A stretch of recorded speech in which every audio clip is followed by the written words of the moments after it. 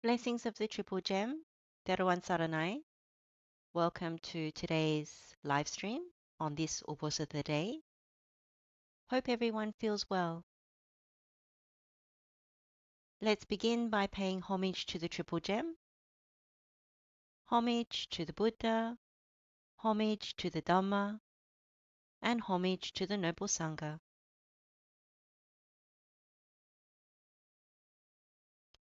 For today's uposatha, I thought we would look at the Dutiyaāghātapatīvinaya Sutta. This is the second of the Aghatapativinaya Suttas in Anguttara Nikaya. This is in chapter 5, discourse number 162.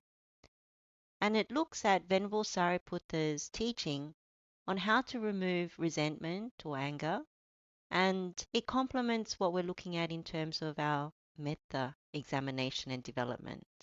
So I've titled today's session, Removing Resentment, Strengthening Loving Kindness, or metta. So agata, this word, can be translated as resentment, but it also can be translated as anger, ill will, also hatred. So we know that these terms are rooted in hatred. Also malice, irritation, annoyance, repugnance, loathing, and also collision.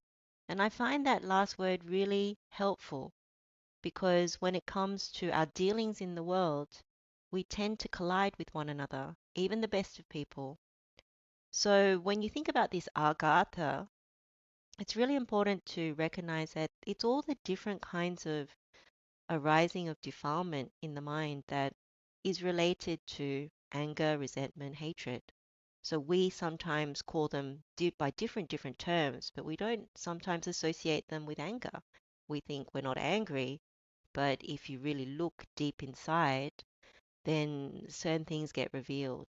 And being able to be open about that, being able to look at certain areas where we fall short or we're blinded to these sorts of inner defilement, it's really helpful because these are the things that are the holes in our metta bucket.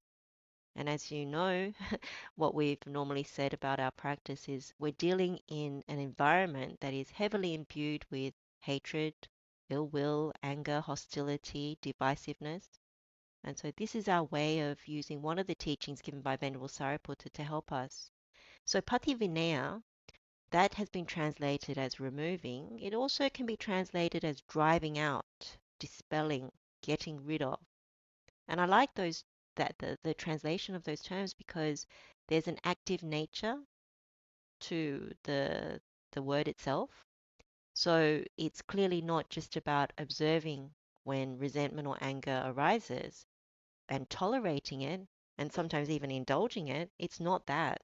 It's we actively do something, and we'll see this in Venerable Sāriputta's teaching, to actively drive it out, to remove it, get rid of it. So this is very helpful to us. Venerable Sāriputta's teaching. He has another one in the first discourse before this one, 161, where he goes through different things. But I thought that this one was quite practical. And so this is his teaching on the way to drive out ill will or resentment, anger, hatred, whatever we want to call it.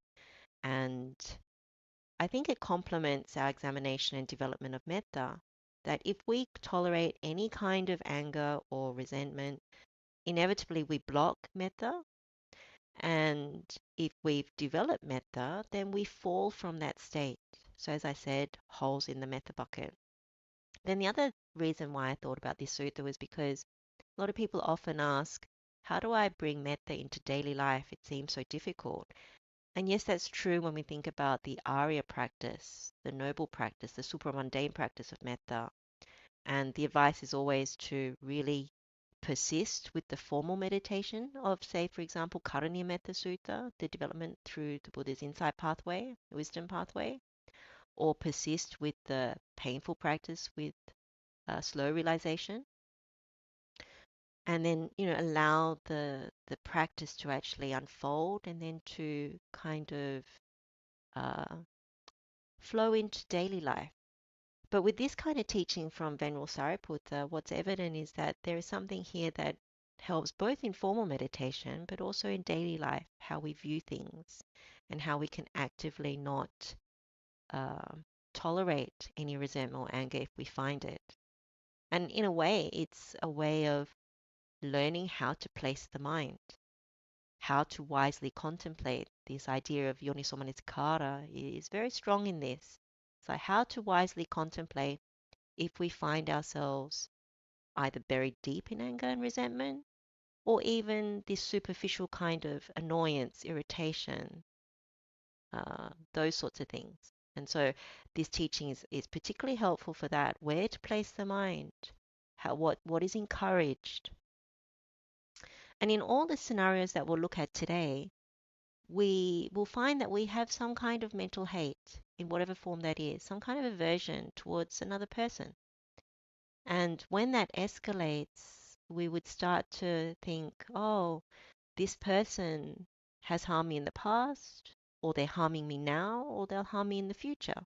So we remember this from the Agathavatu Sutta. So that was the 9 grounds for anger or resentment. This is Anguttara Nikaya, chapter 9, discourse number 29. So it complements this particular teaching. The other triad is some person has harmed my loved ones, is harming my loved ones, or will harm my loved ones in the future. And then the last triad is a person has helped my enemies or people I don't like, or they are helping my enemies or people I don't like right now, or they will in the future.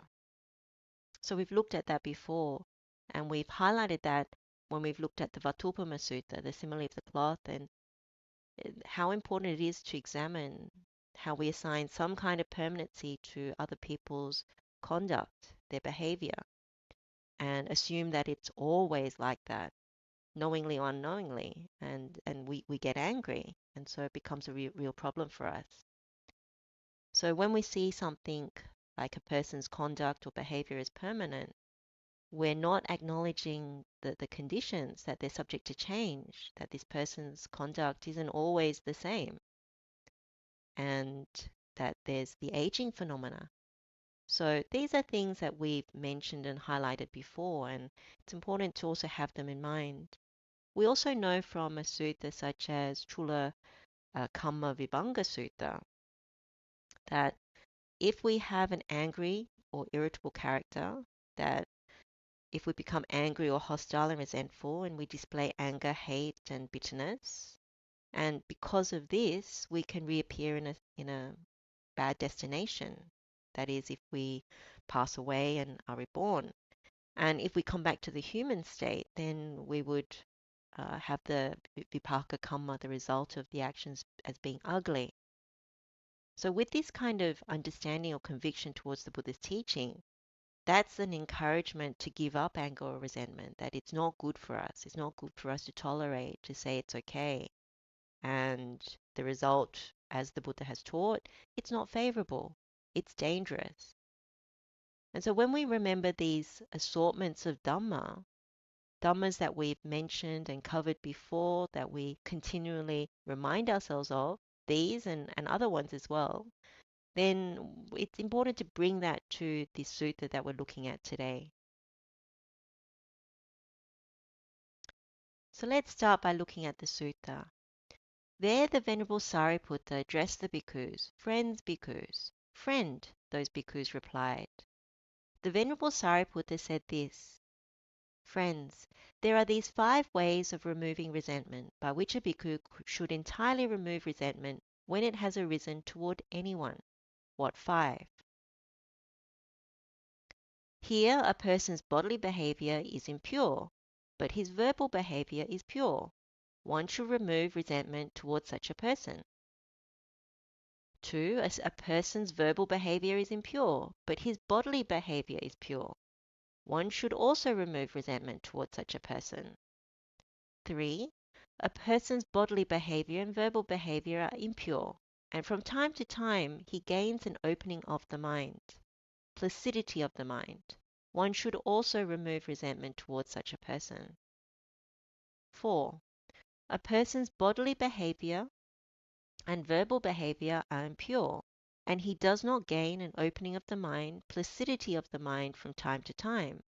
One should also remove resentment towards such a person. And finally, a person's bodily behavior and verbal behavior are pure, and from time to time he gains an opening of the mind, placidity of mind.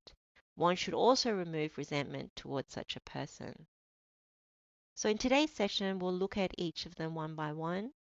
I'll uh, explain a few examples so we can kind of examine uh, different types of scenarios that we may or may not have thought about. And the interesting thing is when you look at these five scenarios, clearly it doesn't relate to an arahant who has destroyed the taints. Because the last one, though that person is pure in bodily and verbal behavior, they only from time to time gain the opening of the mind, the placidity of the mind. And we'll go into those terms, what the Pali is and what that really means. So it's everybody else who hasn't destroyed the taints. So the first one, how friends should resentment be removed towards the person whose bodily behavior is impure, but whose verbal behavior is pure? Suppose a rag-robed bhikkhu sees a rag by the roadside. He would press it down with his left foot, spread it out with his right foot, tear off an intact section, and take it away with him. So too, when a person's bodily behavior is impure, but his verbal behavior is pure, on that occasion one should not attend to the impurity of his bodily behavior, but should instead attend to the purity of his verbal behavior. In this way, resentment toward that person should be removed.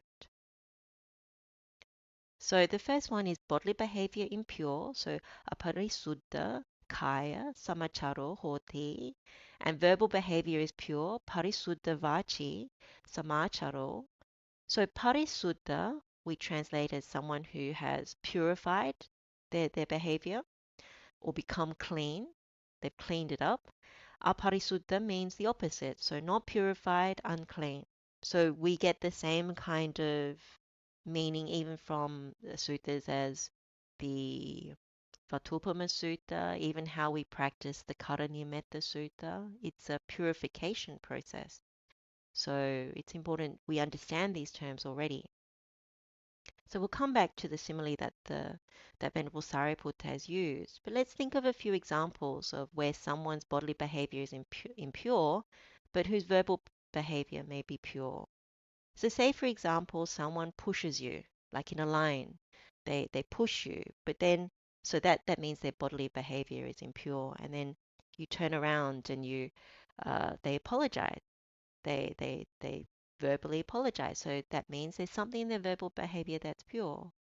Or, for example, you expect someone to come for a meeting, or someone is coming over to your place. They have given a time, and maybe they're even staying over if they're coming to your place. And they turn up a number of hours late. And so their bodily behavior is very impolite. It's not good. And sometimes this also happens with people who come to work at the house, maybe a handyman, a repairman, and they give a time and they don't show up, or they show up and then they leave, and then you don't know whether they're coming back. So there's issues of tardiness, or they don't do what they say they were going to do. And then but you find out that this person is remorseful. They actually verbally apologize, or they make amends somehow. And so that's a way of actually saying, okay, well, on the one hand, we could cling to the bad act, the misbehavior, the misconduct at the bodily level. But Venerable Sāriputta is saying, well, no, don't focus on that. Focus on the bit that is good, whatever that is, verbally, if that's available. Same thing on the road, like someone cuts into your lane, or they're tailgating, and they make some kind of thing, but then what happens is at the traffic light or whatever, they wind down the window and they say, hey, sorry, those sorts of things. So these things can happen in the world. Likewise, when we live with people, this kind of misconduct, and in a number of scenarios, particularly the first two, happen all the time. We're way too comfortable with the people that we live with, and so often there is unknowing misconduct. So, for example, someone you live with, maybe first thing in the morning, they tend to ignore what you say. Like you ask them a question and they tend to ignore it. And you think to yourself, how rude. This person just turns away, walks off, whatever it is. Maybe they haven't woken up yet. And then you remember, but actually, when they have woken up, when they're normal time, they're actually very kind with their words. They respond and give time to help you out with a problem, talk it through, all those kinds of things. So it can be even at that level. There's other examples where maybe a friend kills insects, like stomps on them or uses mortine or some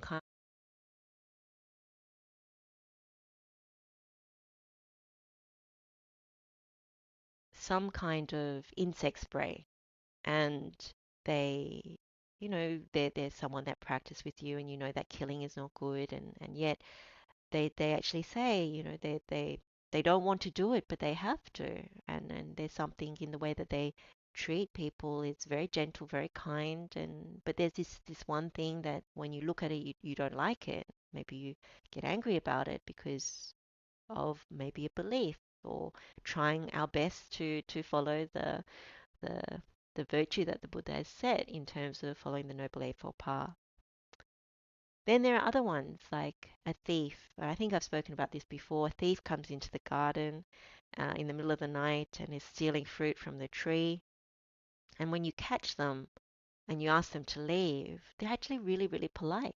Like occasionally, not every thief, but in this particular case, someone was in the tree and you ask them what they're doing and why are you there in the middle of the night, and tell them to go, and they've got bags of fruit from the tree, and but they're very polite. In fact, they go to the extent of actually asking permission subsequent to having stolen. Oh, is it okay if I take this fruit? And so, that's another example. Bodily behavior is impure, but verbal behavior, interesting. Or we might have a colleague who does something nefarious. Maybe we have a colleague who's semi-close to us at work and they actually cheat on their wife, and we feel really bad about that. And but then you find out from your friend, your colleague, that they've actually confessed to their wife and apologized and they're working it through. Things like that. It's just quite interesting. Or maybe on retreat, a very common thing is on retreat, when it gets very quiet, people start to get irritated by another person's behavior, slamming doors, stomping, things that they're not really aware of. So we have certain Kalyana Mittas, friends, who we know are quite gentle people. They have very gentle speech, very polite, not very divisive, none of those things. But on retreat, sometimes you see these behaviors, and it's not really their problem, it's actually our problem. We start to resent that they're harming my meditation. They're making it difficult for me. And so these are things that we can take as examples. So when Venerable Sariputta gives this instruction, and he gives this simile of the rag that's on the roadside, and so this bhikkhu is looking at this rag and he's pulled it with his feet to look at which part is intact. It's like how we are happy to find even the smallest part that is intact. So like the bhikkhu would look for the rag robe to maybe patch up his robe, particularly at the time of the Buddha, and would be very happy to find that part to mend a certain spot in their robe, in their chivra. In our sense, when we are resentful, irritated, angry, we would be happy in our mind to find even that small part that not necessarily compensate, but shows that this person has some purity. And so when we do that, when we disregard or don't pay attention to the bodily behavior that is impure, but we focus on the verbal behavior that is pure, it can be very, very helpful. So we can also remember that this idea about permanency. Like sometimes when something happens, we think that person is like that all the time. So the person we live with, they're grumpy all the time, and their bodily formations are really repulsive, or somebody drives in a particular way. We assign, oh, they're always like that. But is that really true? You know, people are subject to change. And if we assign permanency all the time, we miss when things are organically happening and it's not the case. And then the other way I like to think about it with all of these is, are we 100% pure in our bodily behavior? So this one is talking about bodily behavior being impure. We know when we develop the Karaniya Sutta that when we go through uju, being upright, and when we go through being gentle and looking at whether we're physically rude, there are holes in our bucket where we need to actually purify. And so knowing that, until we finish this spiritual path, we can also accommodate other people's mistakes, other people's deficiency. That's also very helpful. And then the last thing I usually think is, well, would there be sufficient metta? Is it possible to develop metta if we're holding on to anger or resentment at others? And the answer, of course, is no. And if we have developed metta, would our metta be strengthened or weakened if these things come to the mind? And of course, it would be weakened. It would destroy our metta. And so we have every reason to actually give it up. So this particular thing is very important. I have a slide, I think the next one, that just kind of summarizes impure bodily actions. So we know from our Karaniya Sutta that in terms of dasa kusala, the 10 skilled states, 3 are actually the bodily actions or the misconduct. So killing living beings, taking what is not given, sexual misconduct, so rooted in greed, hatred, and delusion.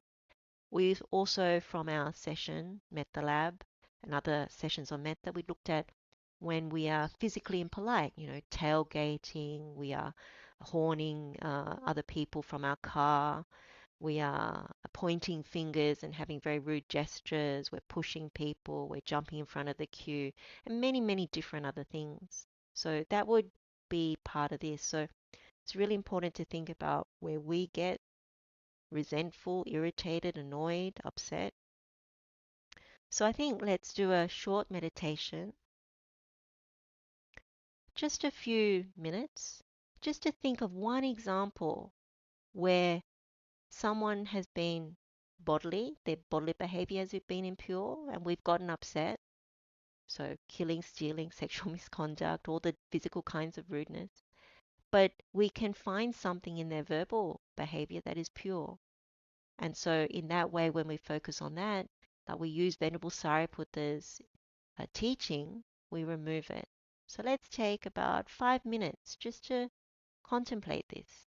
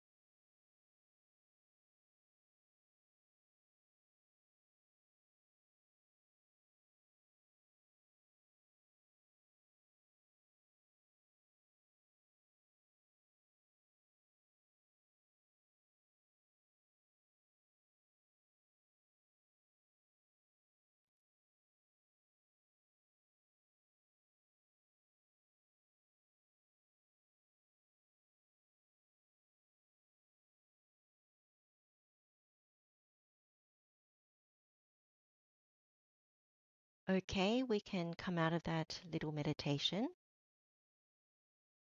Let's now look at the second one. How, friends, should resentment be removed toward the person whose verbal behavior is impure and whose bodily behavior is pure?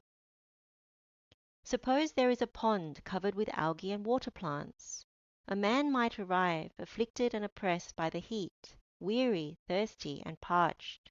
He would plunge into the pond, sweep away the algae and water plants with his hands, drink from his cupped hands, and then leave.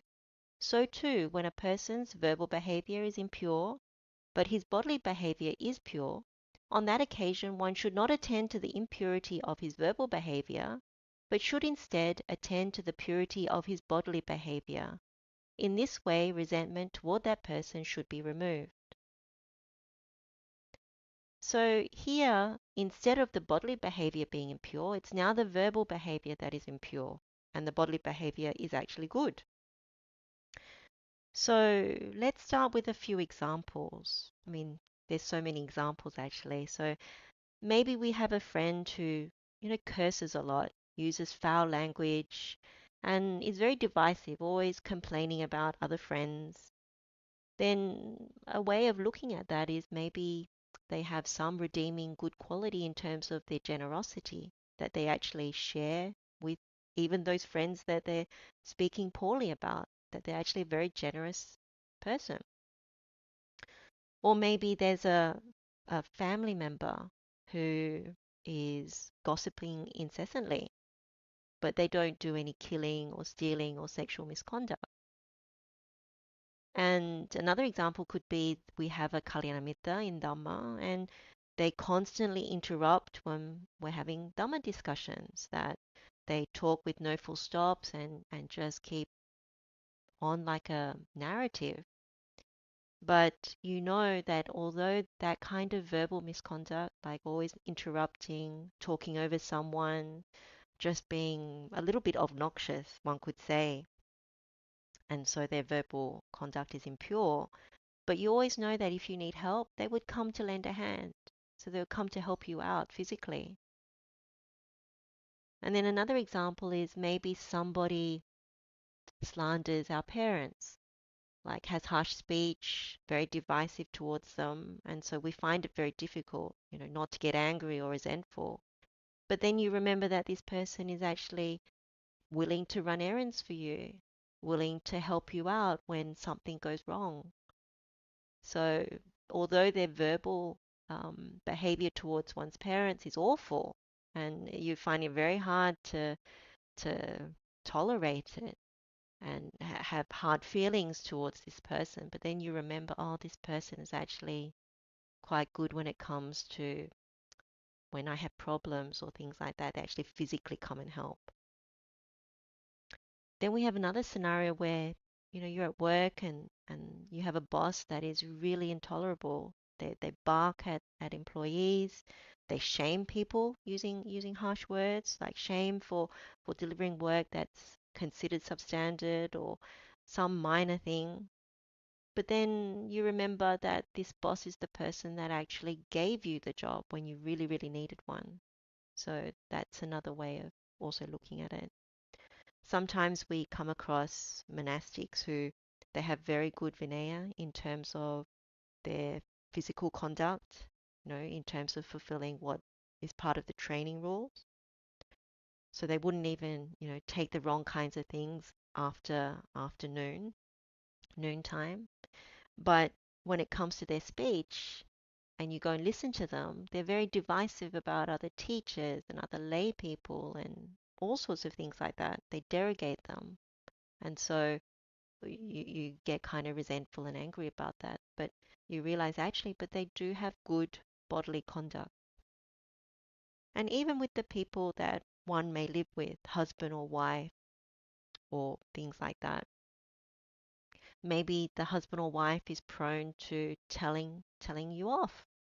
And then it's very, very difficult day in, day out, keeps getting told off for, all sorts of different things, maybe because of all different kinds of reasons. But then when you reflect, well, husband or wife doesn't do any of the the physical misconduct. Like not a person who would cheat is a good earner, someone who provides for the family, contributes, doesn't really harm in any kind of physical way, quite generous, but has this way of really poor verbal misconduct. So there's examples like that. And even when, say, for example, you have a job like a teacher, your students come and talk in class, maybe on one occasion or few occasions, and they're causing massive distractions in class, just chattering away and ignoring the teacher, saying,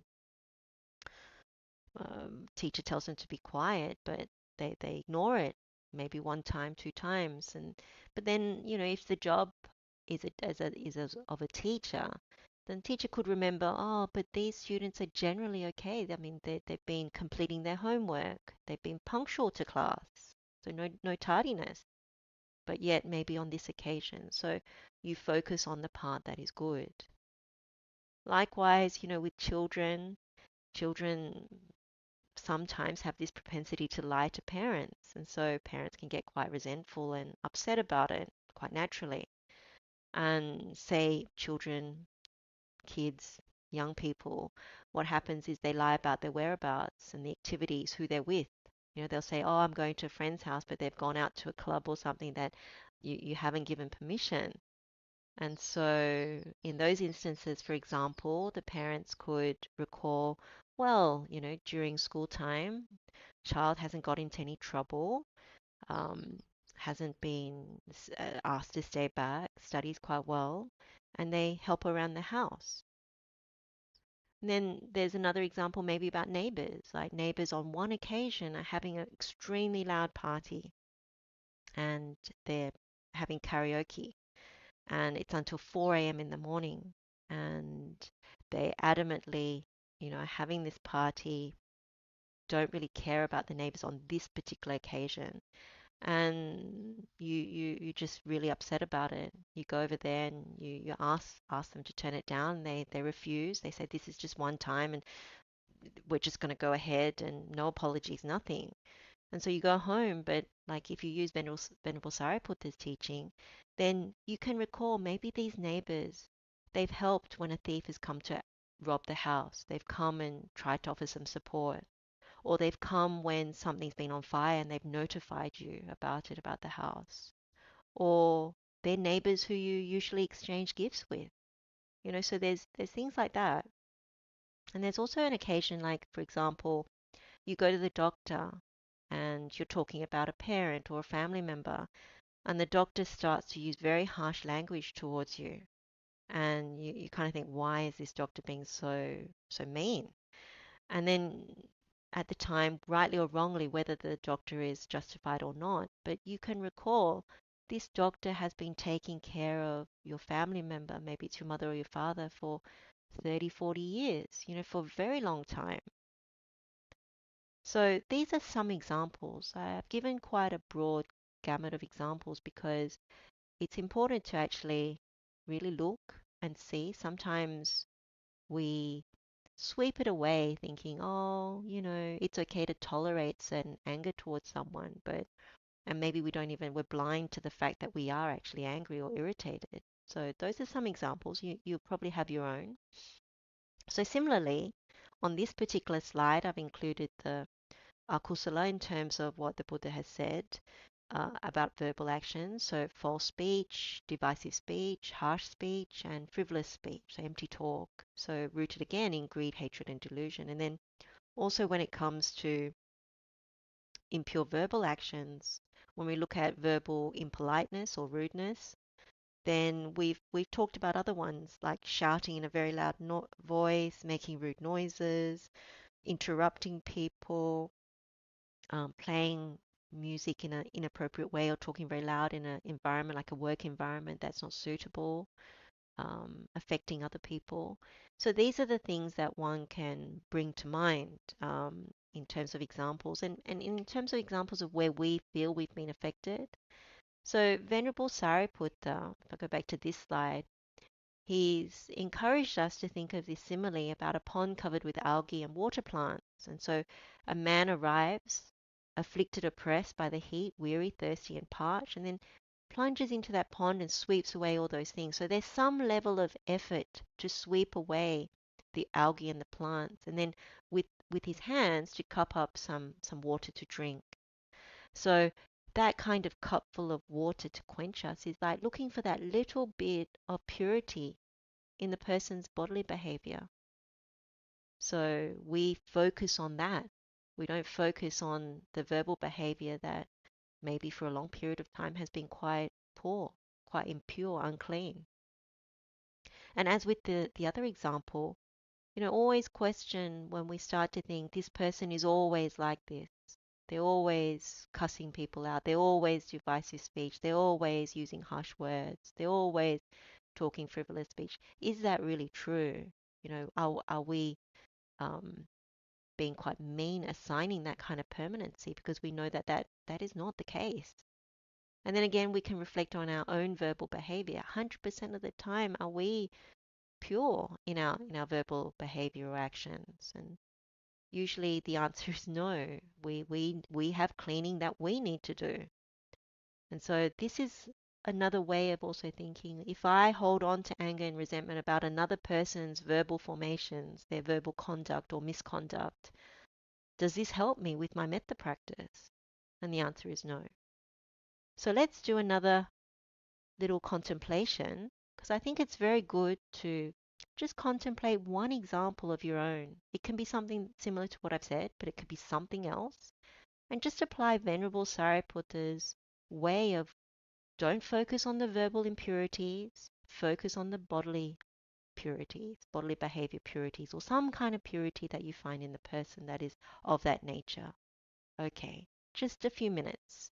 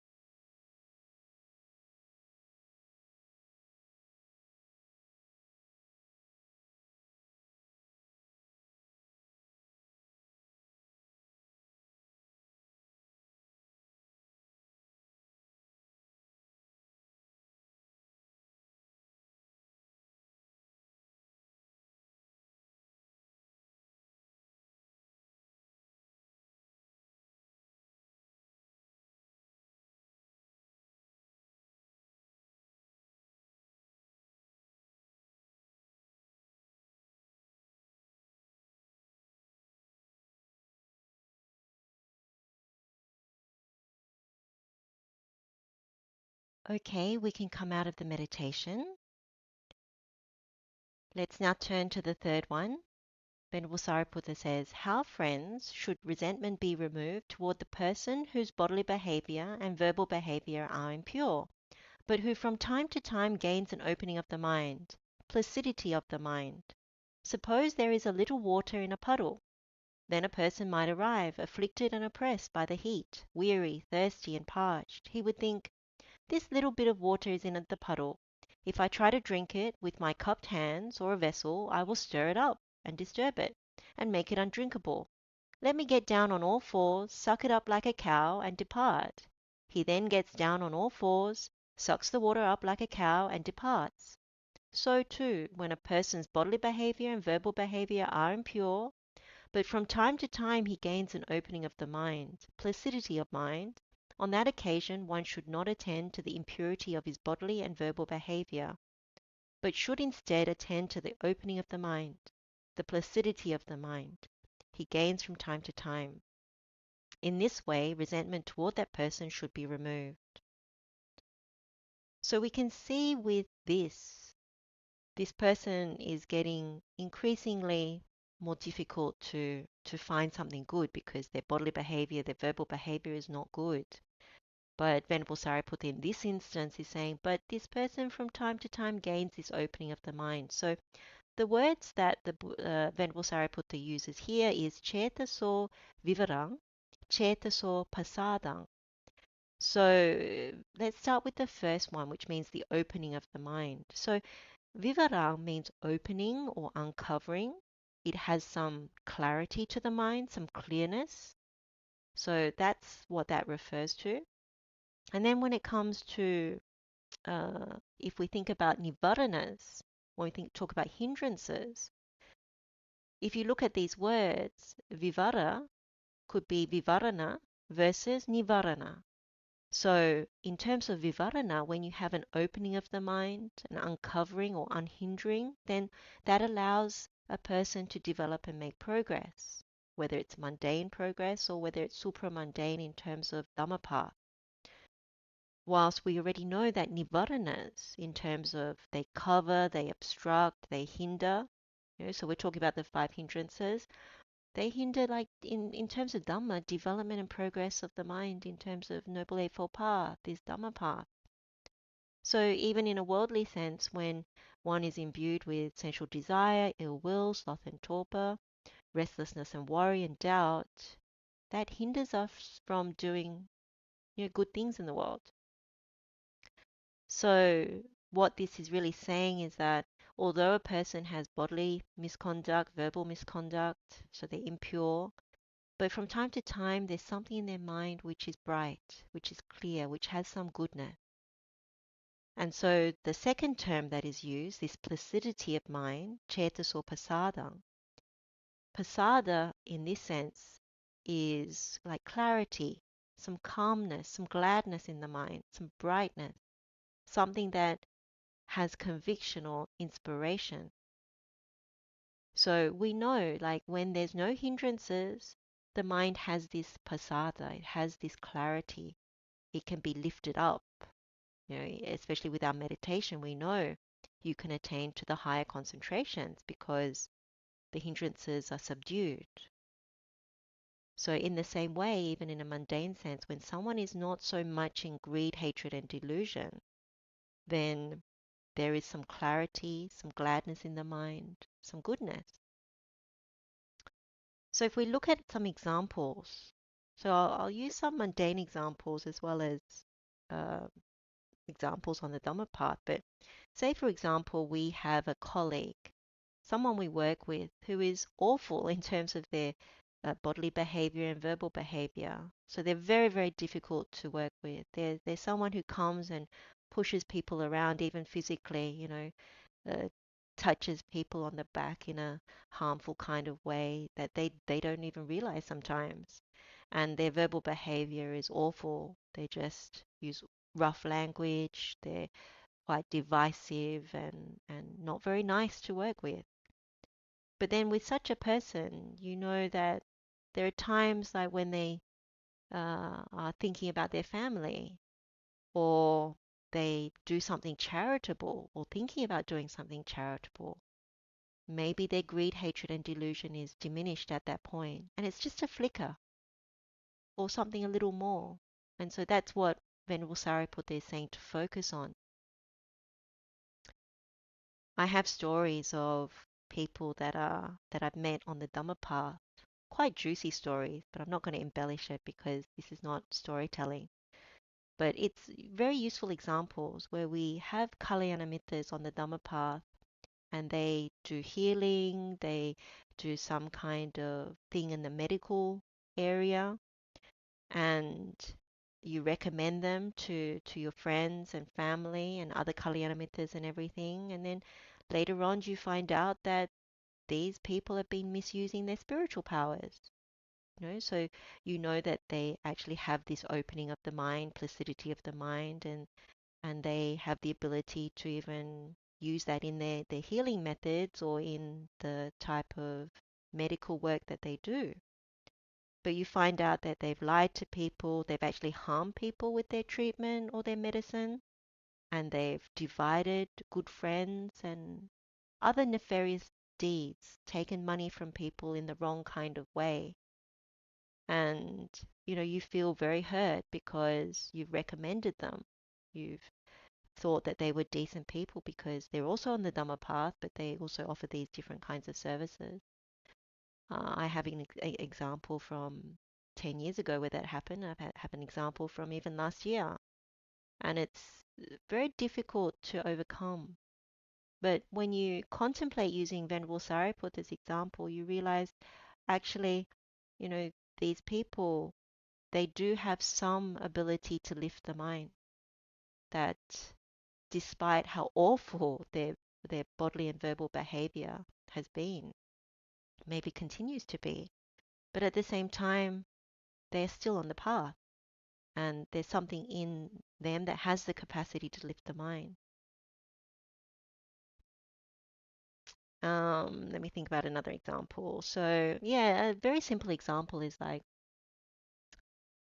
if you walk along the beach in Sri Lanka, there's often a lot of stray dogs. In fact, it doesn't even have to be on the beach, but it can be on the road. And so sometimes, a stray dog or a stray pack of dogs comes at you to attack. They'll even bite your skirt or trousers or what have you. This has happened even in villages that I've been to, and they come and they start really getting quite physical. So their bodily behavior is quite bad, and then they're growling and yapping away and being quite, terrorizing. And but then later, like, so say for example, one might just wait and see, not respond to it, not grab a stick, not lash out, nothing like that, but just wait and see, and maybe even try to ignore it. And what you find is later on, maybe one of the pack or that one dog comes and wags its tail at you. And so in the midst of like really poor bodily behavior and verbal behavior, there's this one moment where there's an opening of that dog's mind. Like it's not jhanas or anything like that, but it's just that moment where they become friendly. And so there's something where you don't get angry about being in that situation. Another example would be a family member has stolen from your parents or your cousin or someone, and you feel that this person has betrayed them, and also you see that they're spreading lies about your parents to other people.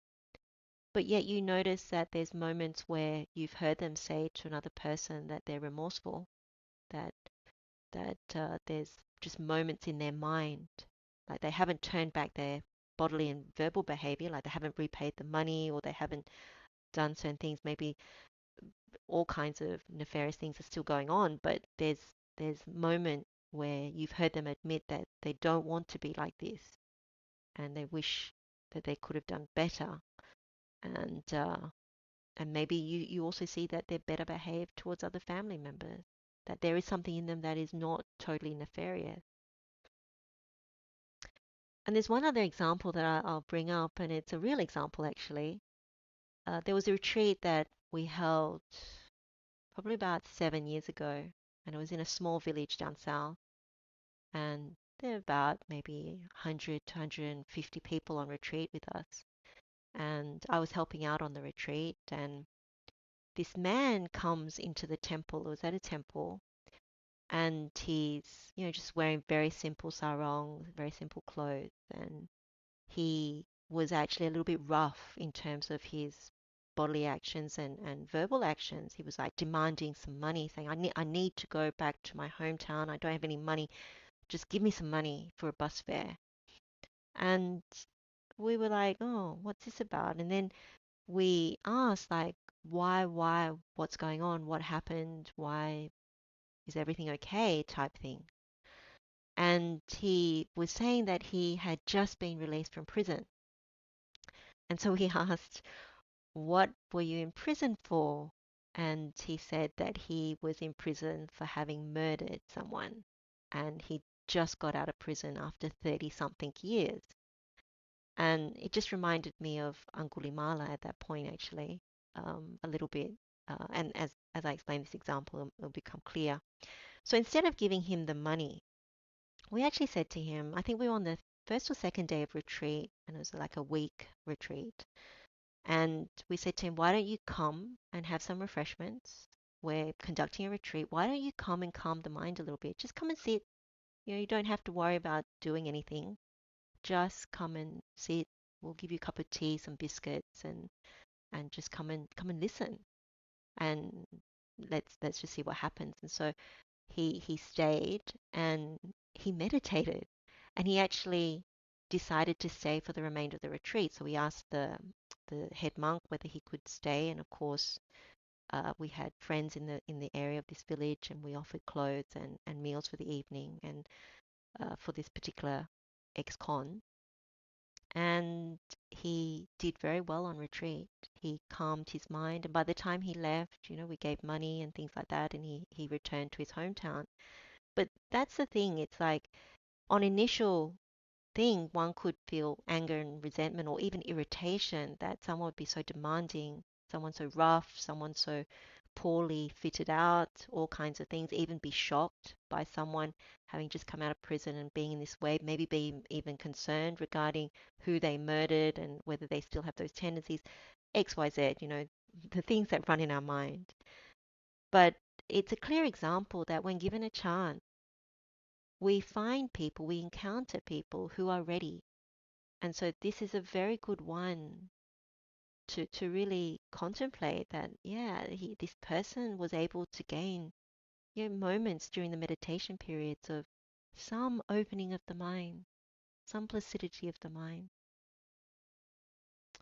And then just one last example would be, when it comes to monastics, say we're in community with monastics, and, sometimes we come across monastics with very poor virtue in terms of like their bodily conduct and verbal conduct. Maybe it's a karmic condition why they display very poor virtue, and they're argumentative and all kinds of things and just not that pleasant. Sometimes we come across things like that. Maybe it's a karmic ripening in this lifetime. But then you see them, particularly when you're on retreat with them in the monastery, you see that they actually do make a lot of effort towards the practice, and they do gain foothold in the practice as well, that the mind is uplifted and all kinds of different things. So in this way, these are a few examples. Like Venerable Sāriputta is really asking us to look for some good thing in the person. And in this way, this is about at the mental level, because their bodily and verbal conduct isn't pure. So it's like getting down on all fours to suck up the water from that little puddle of water. So we know that the puddle of water isn't going to be the cleanest of water. That's the effect of bodily and verbal impurity. But so we need to make a little bit more effort to not go and use a cup, not use our hands, but get down on our all fours and try and sip some water. So it's actually a really wonderful simile that Venerable Sariputta has given here, because what we're seeking out is some little brightness in that person's mind, some little goodness, some moment, even a moment of mental clarity in a person, whether it's a colleague, a family member, some random person we come across, an animal, whoever it is. So I find that quite penetrative. And again, with all these examples, to look at how we assign permanency, if that's the case, to particular people that we are heavily resentful towards about their bodily and verbal conduct. And it's like we can't stand them, those sorts of things. When we assign permanency, they're always like that. But is that really true? And looking at our own bodily and verbal formations, are we like perfect all the time? And the answer is, if we have not realized our arahantship and destroyed the taints, then no, we're not. This is part of how we are training ourselves. And so it's very good to keep ourselves honest, and it helps us in this contemplation.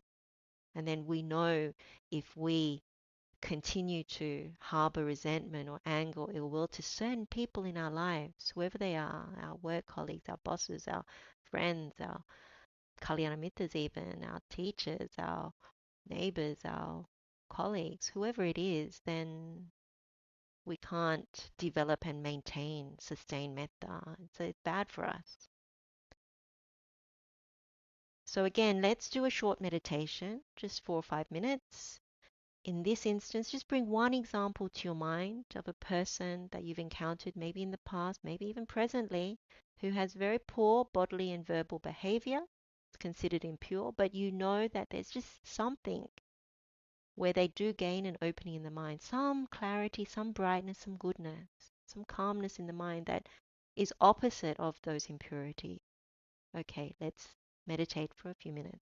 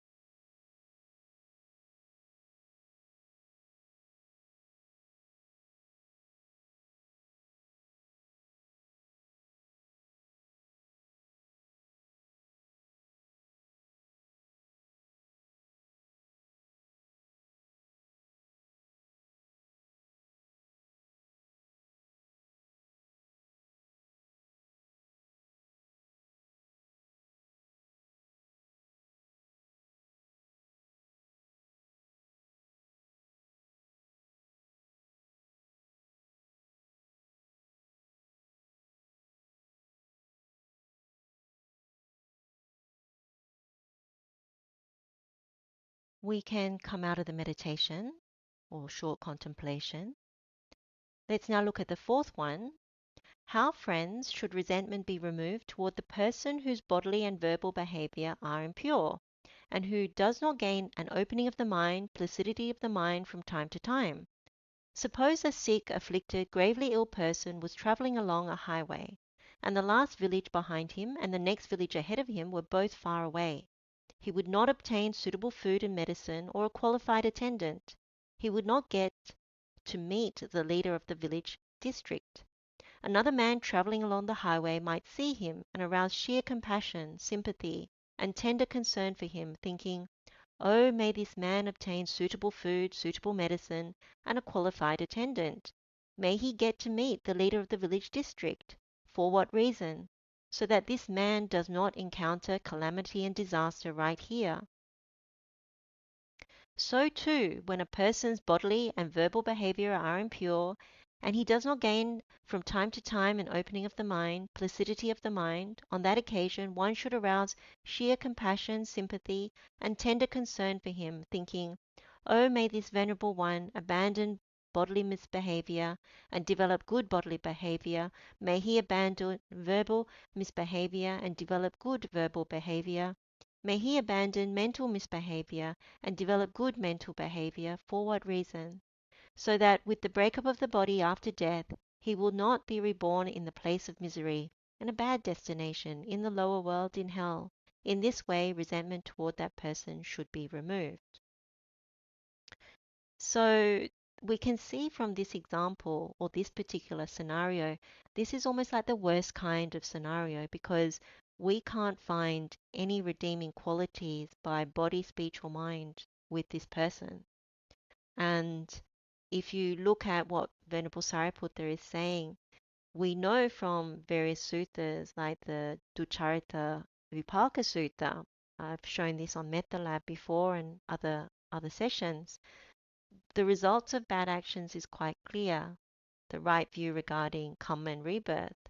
So the Buddha always encourages us through body, speech, and mind not to have this misconduct because if we continually pursue it and develop all these wrongdoings, then it's conducive to a bad destination with the breakup of the body after death if we haven't been able to develop it all. And if one doesn't meet the worst case scenario, but say, for example, one is reborn into the human realm, then there are various things that we've spoken up about before. So if one is persistently killing living beings and has no remorse, then, if one is reborn as a human being, then one can expect a short lifespan. If one is constantly stealing, taking what is not given, like persistently, repeatedly, with no remorse, no fear of wrongdoing, then one can expect if one happens to be reborn as a human, then loss of wealth and so on. So Venerable Sariputta likens that to someone who is sick and traveling between two towns and is far away from both the starting point as well as the destination. And that if someone sees such a person, then you actually wish that they find the suitable requisite, someone to help them, that they meet the person, the head person to help them out in the next village. And that's because you don't want them to encounter the complete calamity and disaster, which is really that they succumb to death because that inevitably is what would happen if they're gravely ill and don't get some help.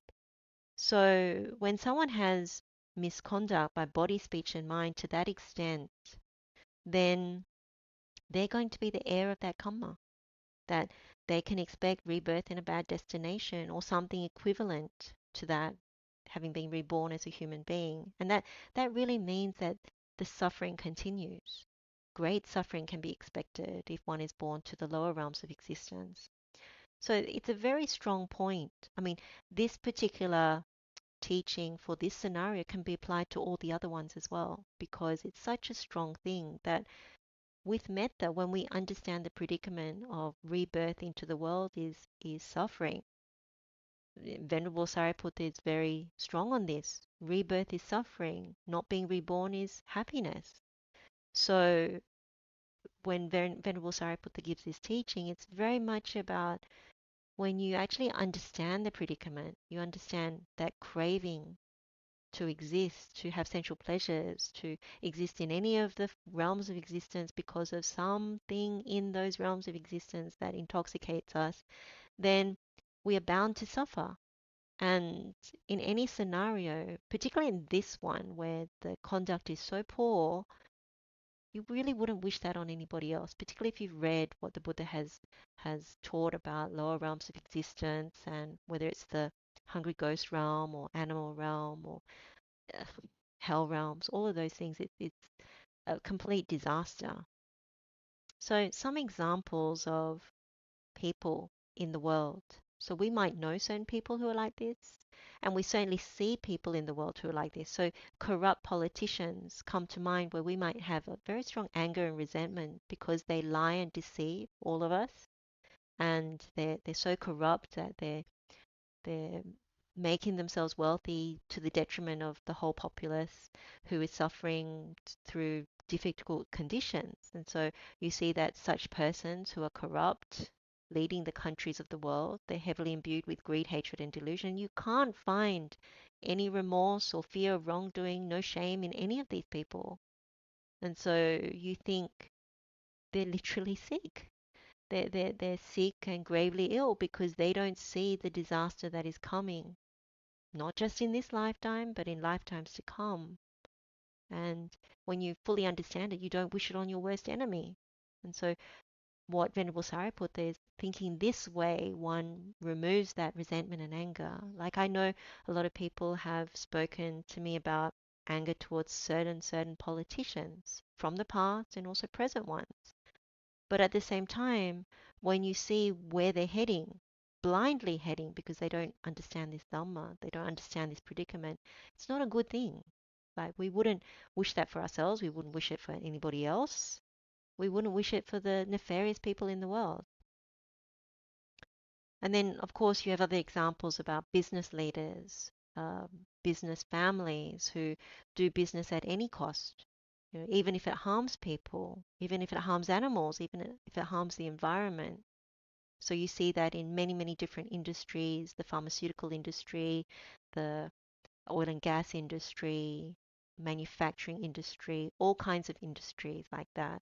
And there's no remorse about these things. It's all about profit. And so you find it very hard at times not to feel righteous indignation, anger, all kinds of very difficult um, attitudes towards them, and not good for us to actually hold those things. And so Venerable Sariputta's approach is actually quite helpful.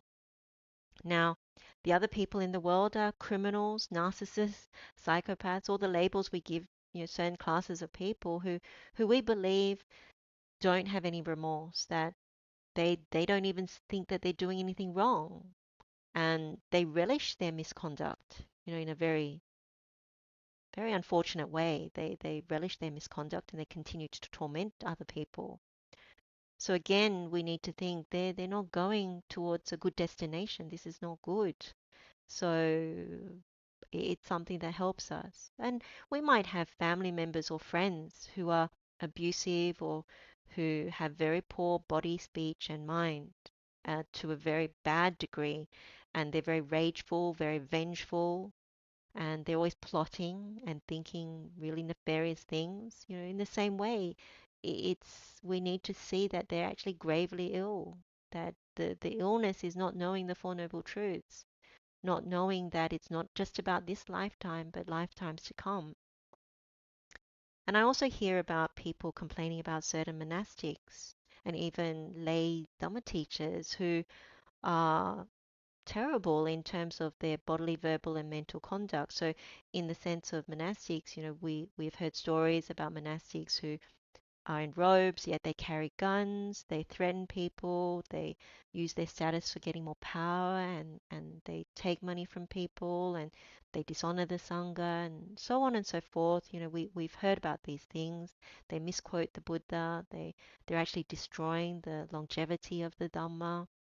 And so quite naturally, a lot of us would feel resentment and anger towards such people, or lay Dhamma teachers who have sexual misconduct, or all kinds of nefarious things. And I think what Venerable Sāriputta is saying is that we need to understand and remember through what he says that these beings in the world, they're the owners of their karma. They're the heirs of that karma through body, speech, and mind. They originate from that karma and they're bound to their karma. And so they have their karma as their refuge. And for people who have such misconduct, it's not really a refuge. It's something that is a complete disaster, as Venerable Sariputta has said, calamity and utter disaster. So when we see that, I think what's evident is we need to remember these people are ignorant of the Four Noble Truths. They're completely helpless because they don't know the Four Noble Truths. They don't know that there is suffering. They don't know that the origin of suffering is craving. They don't know there is a way out from suffering. They don't know about the Noble Eightfold Path, which is the way out of suffering. So, in that sense, you can understand if they don't know about the Four Noble Truths, they don't have any inclination towards Dhamma, then of course they have no shame, they have no fear of wrongdoing. And so, in that sense, they're completely sick, gravely ill, and heading for complete ruin. And while we're thinking about these things, I think it's also like we've said earlier, we're not 100% pure in our conduct by body, speech, and mind. Yes, we're not to the extent of these kinds of people, but we know that we still have to purify our unskilled state through body, speech, and mind.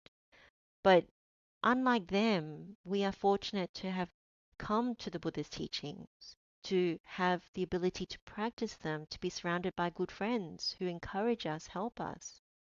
So we are fortunate. They are unfortunate, and in that way we can lend some kindness in our mind towards them. So when we have metta, karuna towards such people who are on an unfortunate path, going towards complete disaster, then in the same way as wishing them to meet the leader of the next village, we wish that they meet someone, somewhere, who is able to teach them about the Four Noble Truths, particularly the Noble Eightfold Path, that at some point that they can change their journey from one of misfortune to one of happiness. So let's again do a few minutes of contemplation. Just think about one example that comes to your mind, someone who does not have any good conduct by body, speech, and mind, and try and remove it using Venerable Sāriputta, the Buddha's teachings, that this person is gravely sick, gravely ill, headed for complete disaster, that in this sense we know that they're bound for lower destination. That's not something we would wish for them. It's completely terrible, awful suffering. Okay, let's contemplate for a few minutes.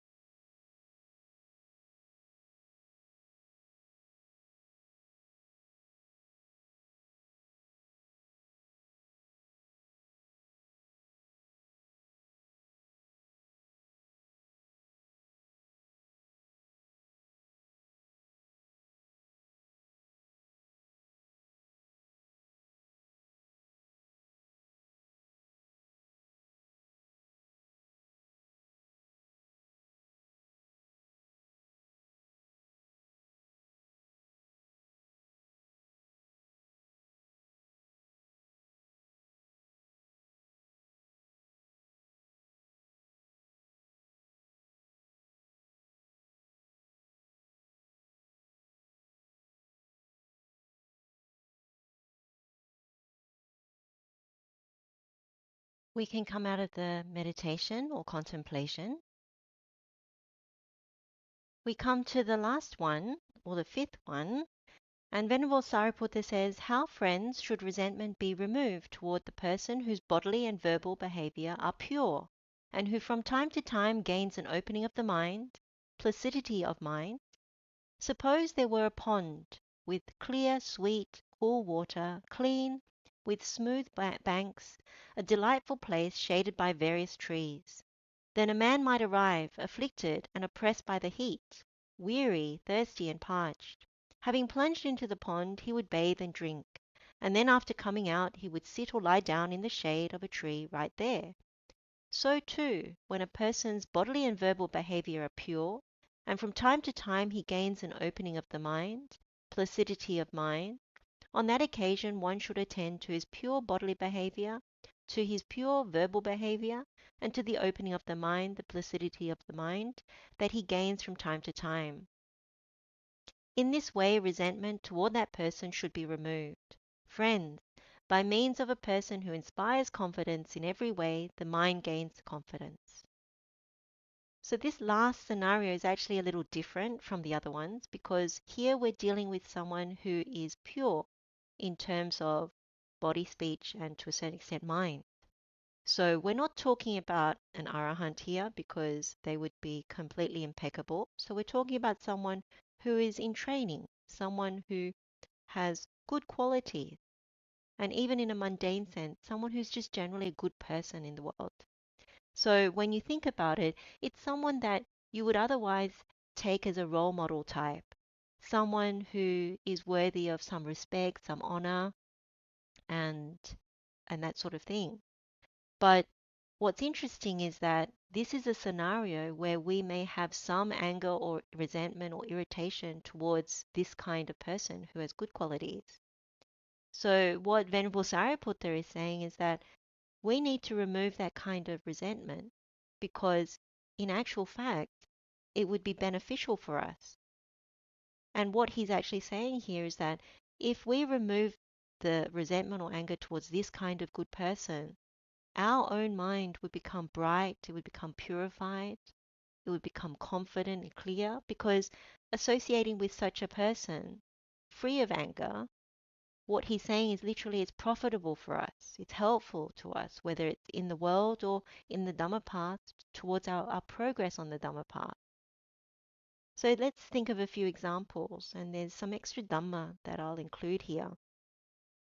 So say, for example, one of our Kalyana Mitras really likes a particular Dhamma teacher, like a good Dhamma teacher, but when they talk about that teacher, it could be a monastic, could be a layperson, when that friend talks to us about this particular good teacher, or maybe even friends talk about this good teacher, something in us resents it. Like, oh, I don't like the way that person teaches. And in our mind, we're developing anger and resentment, and we are able in our own mind to list out all the ways. In fact, we look for all the ways that we don't like that good teacher. And we are also removing their good qualities in the process.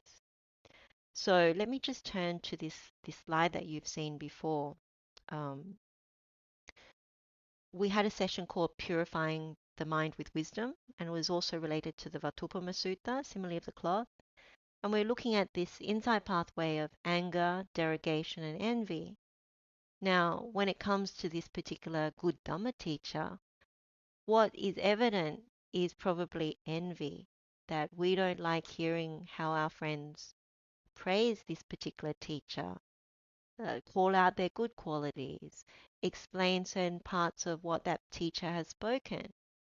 And so in our mind, we are derogating them, removing their good qualities. Or maybe this person has misquoted the Buddha and they haven't. Maybe this person is making things more complicated and they're not. They're actually doing what they think is necessary to explain the Dhamma. And what we're not seeing is that we have this anger or resentment. We just think, oh, my friends are wrong. They're wrong about that. They're just completely wrong. And what you can see is when we have envy, maybe what we envy is the honor and respect that that teacher is getting. And And, if you remember about envy, we say, he or she can, I can't. He or she has, I don't. So it's a very good way of looking at it and to see, is this the case? Is this why I have this resentment or irritation or annoyance about this particular teacher? And particularly when you challenge it to see, oh, my friends are actually training quite well under this teacher. Their understanding of the Dhamma is improving. It's not declining, it's improving. Their good qualities are developing, their bad qualities are declining. When you see that kind of scenario, it's really good to challenge oneself about this pathway because we do ourselves a disservice. Like, I'll probably say this again, but we shoot ourselves in the foot because if you remember, Venerable Sāriputta is saying, we would gain confidence in the mind if we were to associate with such a person. We block ourselves when we harbor anger and resentment towards a good person. So in this example of a teacher that our friends are following, but we may not like, it's really good to examine this, really examine it. And often we've said before, there are lies that we carry forward from anger to derogation to envy. And we also maybe we might feel justified about one particular instance quite early on, but we don't allow a person to change. We don't even check. We assign permanency, like that teacher is always like that and they'll still be like that for years to come. And so when our friends are praising and learning and improving, and we're sort of on the sidelines going, you guys shouldn't be doing that, then look at what we've done. We assign permanency to a teacher, we remove their good qualities. Deep down, we envy the praise and the time and the all the different things that could be arising toward that teacher from our friend or friends. And so when we start to challenge that, even using this framework, because Venerable Sariputta is, saying it's like going into that clear pond, being able to take a dip and drink, and then under the shady trees, being able to take some rest, lie down, not run off. If we can remove the anger and resentment, then we can be around a good teacher as well. If that teacher is actually good, we can learn, we can make progress. So those are the things that's one example. So another example, like a worldly example, could be maybe there's a work colleague and deep down again, like if we're honest, maybe there's jealousy. This work friend is the type of person that gets praise, from our boss or our colleague, or even our subordinates. Is someone that wins awards, as someone who's always promoted and maybe entered the organization at the same time, and they're truly excellent in their field. They don't have difficulty working with anyone really. Yet we feel some kind of resentment towards them, and so when we speak about them or when we think about them, in our mind we remove their good qualities. We pick on something very small that isn't true. There's lies in there that we assign when we have derogation, and he or she can, I can't. He or she has, I don't. So it's really good to examine even that kind of scenario. And then another example is of in the household, we may have partners, husband or wife, and our husband or wife is a really good one, that they're a good provider, they're a good carer, they're a good parent, they're good to, you know, not just their family, but our family. So all the extended family, they try to come to the Dhamma path, but maybe they're not swift in terms of how we practice Dhamma, yet we feel that they're not enough. And so we harbor some resentment towards certain things, maybe in the household, maybe on the Dhamma path, maybe they're not at the same speed as us. Maybe it's about the relationship with the children, maybe it's their parents. It's different things that can arise. And what happens is it's really important to see whether we're running any of these scripts, any of these insight pathways. So one of them is like this. to check whether they are a good person. Other people know they're a good person.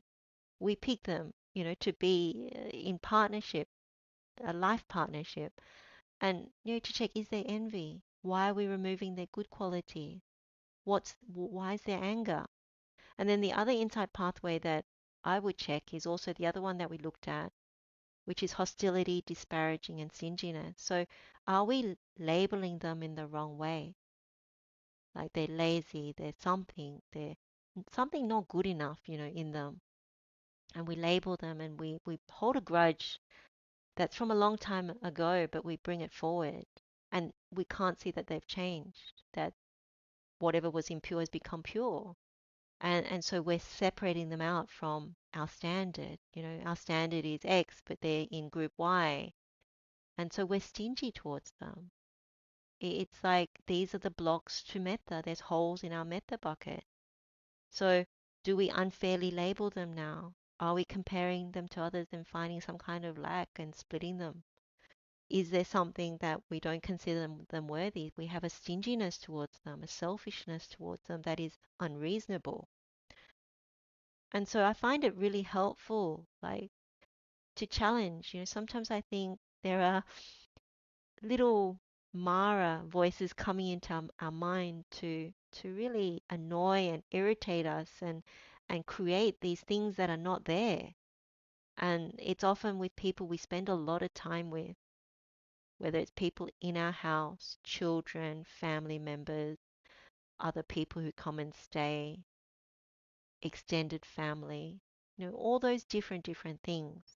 So it's very good to really challenge ourselves because, again, even in a mundane sense, when we are not thinking the right way about people who are actually pure, we are shooting ourselves in the foot because if we were in harmony, then wonderful things can happen in life, on the Dhamma path, all of it.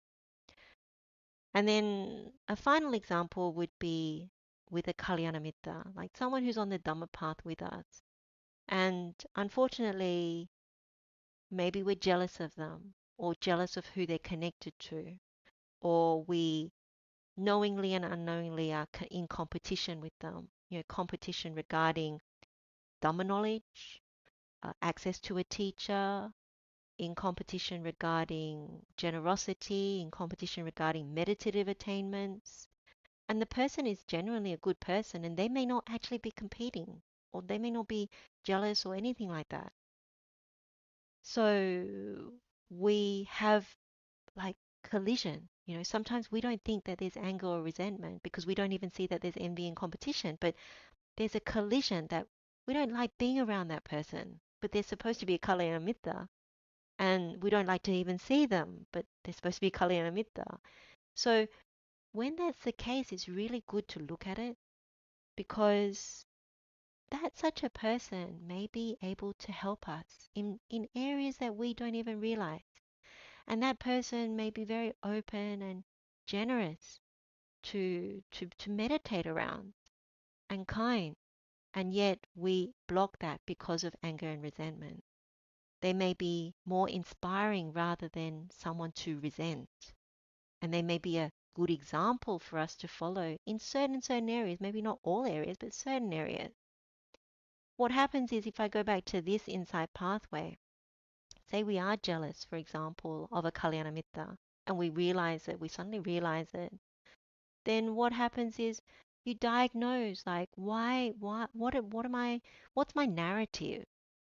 And it may be, oh, that person's female or male. We have some sort of opinion about that and we remove certain qualities about that, or they're too young or they're too old, certain things like that. Um, and then you think about, is it because of who they're connected with that we raise the person that they're connected with, but not them?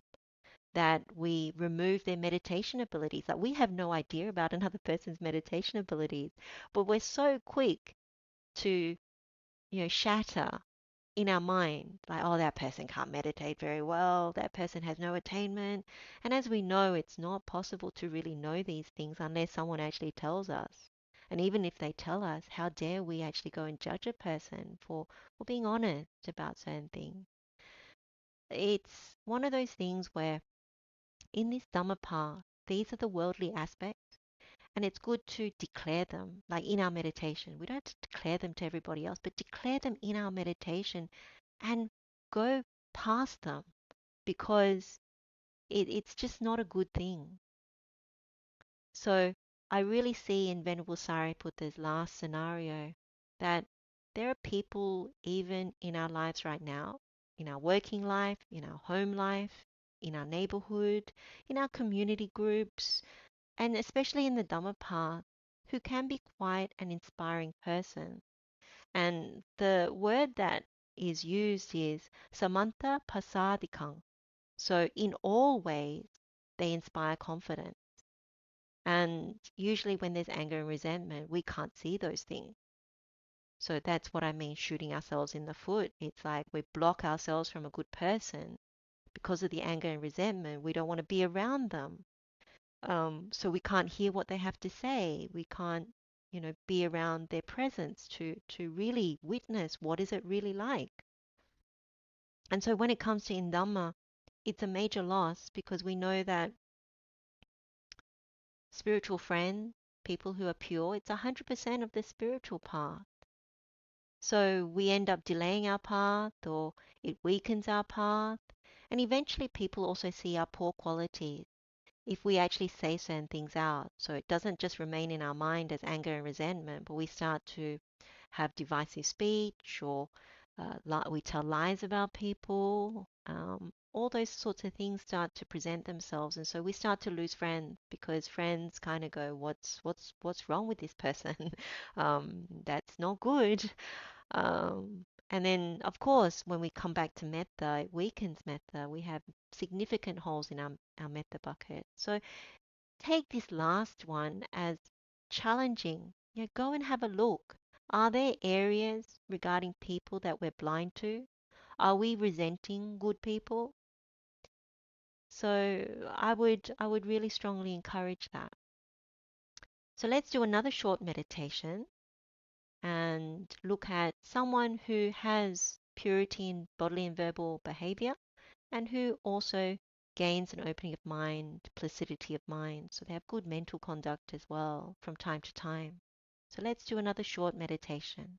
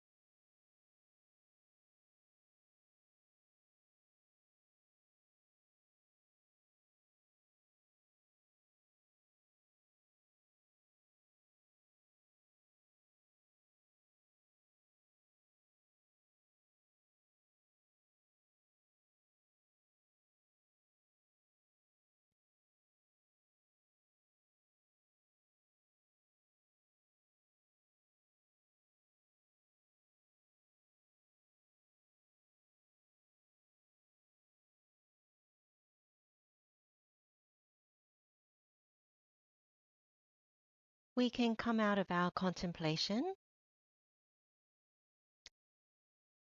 So Venerable Sāriputta then says, these friends are the 5 ways of removing resentment by means of which a bhikkhu can entirely remove resentment toward whomever it has arisen. So you can see this is a very helpful teaching from Venerable Sāriputta because it helps us across a number of different cases. And it's quite comprehensive because we can use this inside and outside of formal meditation. So when you really look at it, it kind of reveals, particularly when you go into your own examples, areas of weakness in our practice. And that's what we really want to find. Like they're like the treasures or the gems in our practice. Because if we want to sustain metta, for example, like one of the questions that people often ask is about how do you maintain metta, then being able to dig out some of these things quite early on, then when you actually come to do, say, karaniya metta or dukkha patipada dandabhinya, painful practice with slow realization, a lot of these things are not going to destroy the metta. They're not going to bring it down because of the impurity that we are still tolerating or indulging. Quite often, I can say sometimes, but a lot of the time when we're in Dhamma, we often think, oh, I don't get angry. Oh, no, no, I don't get irritated. No, no, there's no resentment. And the truth is we're always colliding. So remember at the beginning we were talking about one of the translations of aghatha is collision. So yes, we say ill will, anger, all these things, but when you really look at the examples that we bring and you look at the life that we have to lead, there's always collisions. There's collisions on the street with people. There's collisions at home. There's collisions at work. There's collisions even at the temple or the monasteries. There's collisions when we go on retreat. There's collisions when we're in the neighborhood. So wherever we go, there are collisions between people. And it's really good to call that out and see it because then you realize actually we're prone to anger and resentment and ill will. It's a natural part of colliding. When one starts to understand the construction of even chitta sankharas, like our mental formations, and to understand about jara dhamma, like the aging phenomena. Like we understand, we've spoken about aging phenomena when it comes to bodily actions, maybe even verbal actions, but when it comes to mental formations, the aging phenomena also applies there. Like when you understand about anicca more deeply, that we are continually constructing this continuity of consciousness. It's our construction. It's actually always arising and passing away, arising and passing away, but we don't see it. And so we are very unkind to other people when we don't realize these things because oftentimes what we're encountering when we collide is that our chitta sankharas don't match. And also when they don't match, we also don't see that another person's chitta sankharas, they're actually prone or subject to change, as is ours. And so most of the time, we are living in bhaya agati. We're living in going the wrong way with fear because we actually think that we can sustain, we're in control of what we construct, even at a mental level. But deep down, we know that it's always arising and passing away. And so we end up lamenting. Part of anger, like when we have anger, one of the clear things is that our mind circles around or loops on the story. And then what happens is when we can't hold it in anymore, we actually declare it to others. So there is sorrow, there is lamentation, like the complaining, the telling the story over and over again of this person did me wrong, XYZ. So we're expressing some kind of dukkha. So there's dukkha vedana, painful feeling is happening. What we know about lamentation, parideva, is that Buddha talks about this patigha, that when we lament, patigha is active. That's linked to aging. So one of these things is that we don't understand. It's deeper Dhamma here, and I'm not going to go into it too much here because maybe in another session when we look at this sutta again, but for now, there's something in us that is running the wrong script. And so when you realize just even that one thought that all of us who have not destroyed the taint, all of us, we're living with this baya agati, this going the wrong way with fear, because what we construct keeps dying and we have to reconstruct it again. And also each of us, our constructions don't match at times. Then you start to understand why we have certain problems even with the best kind of people that we live with, that we practice with, which is colliding all the time.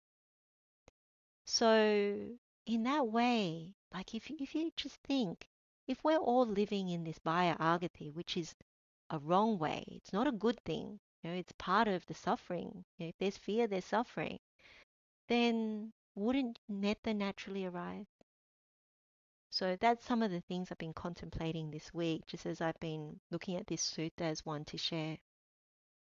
The other thing I would emphasize before we close our session is if we want to be easy to instruct, suvacha, the third step of our insight pathway for karaniya metta, it's really important that we understand that being easy to instruct, it's linked to having good friends.